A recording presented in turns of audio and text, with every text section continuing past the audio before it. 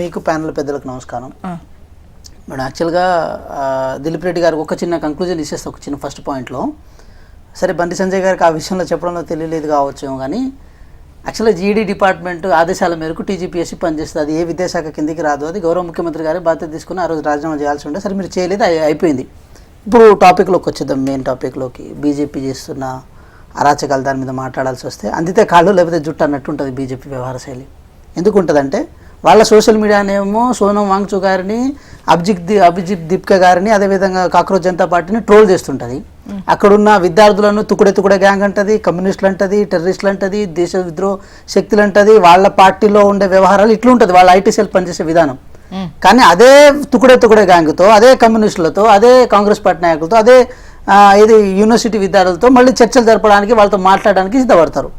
అంటే ఎంతలా అంటే అర్ధరాత్రి నరేంద్ర మోడీ గారు లేచి మరి ఆ కళ్ళకు వచ్చినారో మరి ఎట్లా వచ్చినో తెలియదు, కానీ నాకు తెలిసి కళ్ళలోనే వచ్చినట్టున్నారు విద్యార్థులందరూ. ఏదో ఇంటి మీద ధర్నా చేస్తున్నట్టు, ఆయన ప్రభుత్వాన్ని కూల్చేసినట్టు, చేప కింద నీరులా మొత్తం తడి చేస్తున్నట్టు అట్లా అనిపించినాలే. సడన్గా లేచి ఇట్లా పెట్టి మరీ వీడియో చేసి మరీ ఈ దేశ ప్రజలకు ఏదో సందేశం ఇచ్చే ప్రయత్నం చేశారు. అది పరిష్కారం చూపించే సందేశం కాదు మేడం, అది కేవలం మళ్ళీ మభ్య పెట్టడం కోసం. ఈ సందేశం తర్వాత నిన్న క్యాబినెట్లో బిల్లు పెట్టారు, అంటే నెక్స్ట్ లీకులు అవ్వకుండా ఎటువంటి చర్యలు తీసుకుంటారు అనేది చెప్పడం జరిగింది. అంటే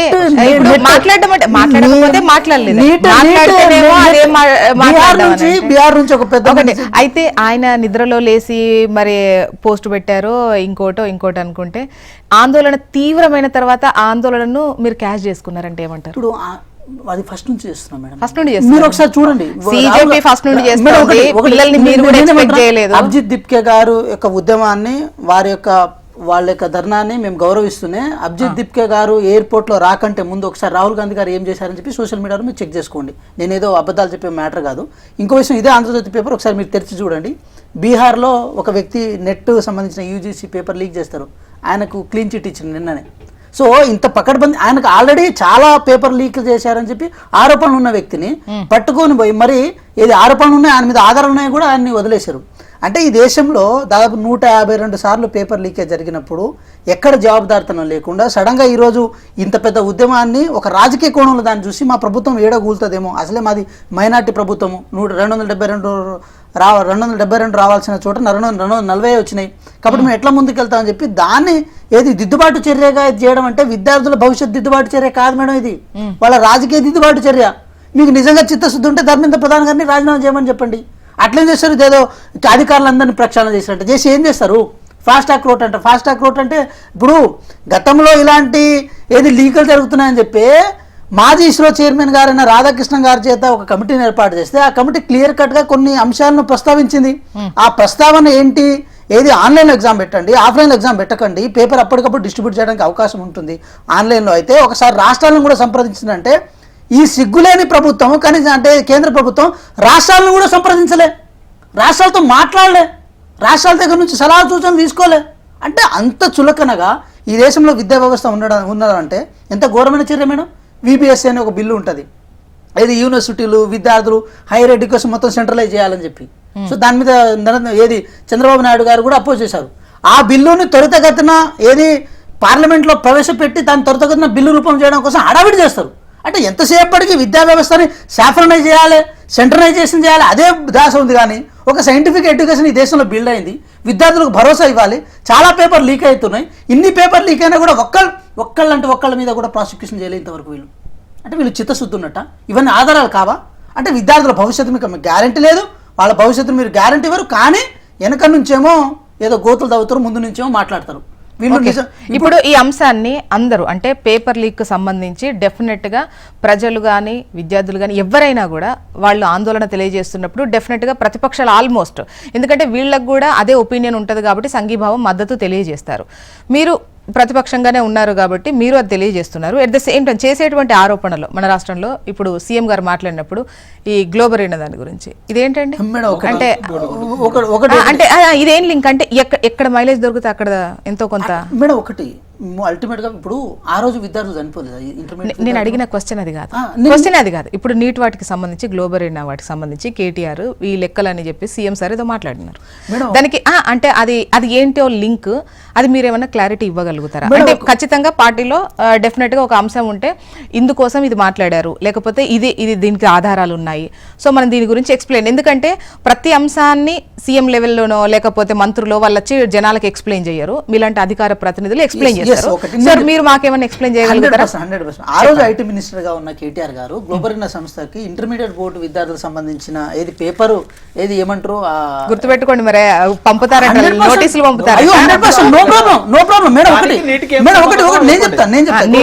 మీరు ఇప్పుడు ఏది చంపిన వాళ్ళే నిన్న పోయి పాఠం వస్తా అన్నారు, ఏది ఇందిరా పార్క్ దగ్గర 30 ధర్నాలు నేను అసలు డైవర్ట్ చేయను. నేను ఎందుకు డైవర్ట్ ఒకటి ఇంటర్మీడియట్ విద్యార్థులు ఆ రోజు ఇంటర్మీడియట్ విద్యార్థులు 10ల సంఖ్యలో చనిపోయారు. అప్పుడు ఇది మేము యూనివర్సిటీలో బయటకు వచ్చి కొట్లాడిన సందర్భాలు కూడా ఉండేది.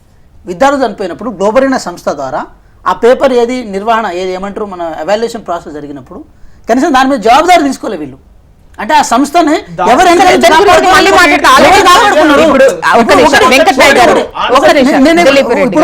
వెంకట్ నాయక్ నేను క్వశ్చన్ అడిగాను, ఈవెన్ దిలీప్ రెడ్డి గారికి కూడా క్వశ్చన్ అడిగాను. వాళ్ళ హయాంలో జరిగిన పేపర్ లీక్ కు సంబంధించి మీరెంత నైతిక బాధ్యత వహించారు, మీరే ఎక్కడ రిజైన్ చేశారు అన్నటువంటి పలు ప్రశ్నలు నేను వేయడం జరిగింది.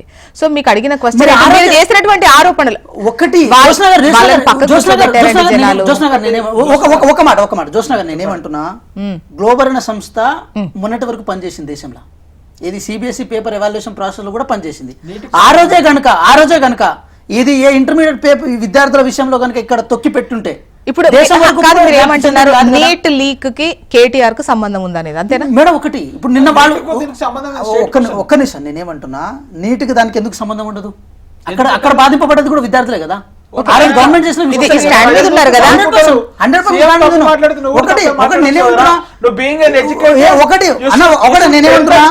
మీరు బయటకు వచ్చి గ్లోబల్ ఎరినా సంస్థ ద్వారా జరిగింది, ఈ సంస్థని మొత్తానికి బ్యాన్ చేయాలి, ఈ సంస్థ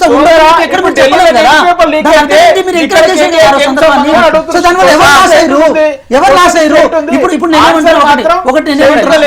నేనేమంటున్నా ఒకటండి, ఇప్పుడు మాకు సంబంధం లేదు అంటున్నారు, మా లీగల్ సెల్ మీకు నోటీసులు పంపుతుంది, క్షమాపణ చెప్పాలి అని అంటున్నారు.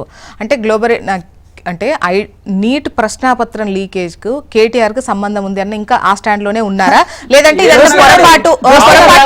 తెలియకుండా దిలీప్ రెడ్డి సమాధానం చెప్పొద్దు? ఒక్క నిమిషం, నేను అడిగేదే నేనేమంటున్నా, ఏది గ్లోబల్ ఎరినా సంస్థ ఆ రోజు ఇంటర్మీడియట్ పేపర్ల విషయంలో కనుక తప్పులు చేయకపోయి ఉంటే ఈరోజు సిబిఎస్ఈ ఎగ్జామ్ పేపర్ లో తప్పులు చేసేది కాదు కదా అంటున్నా నేను. ఇప్పుడు ఒకటండి, సీఎం గారు అన్ని చూసి మాట్లాడరు, మీలాంటి వాళ్ళు లేకపోతే పక్కన పిఆర్ఓ లేకపోతే ఇంకెవరో ఇది జరుగుతోంది అన్న ఇన్ఫర్మేషన్ నోట్ సర్కి ఇస్తే ఆయన ఎక్స్ప్లెయిన్ చేస్తారు, మాట్లాడతారు. అంటే అది తప్పుగా ఇన్ఫర్మేషన్ వచ్చిందని అనుకుంటున్నారా, లేదా ఆ మాట మీద స్టాండ్ అయి ఉన్నారా, నోటీసులు అందుకోవడానికి రెడీ ఉన్నారా అనేది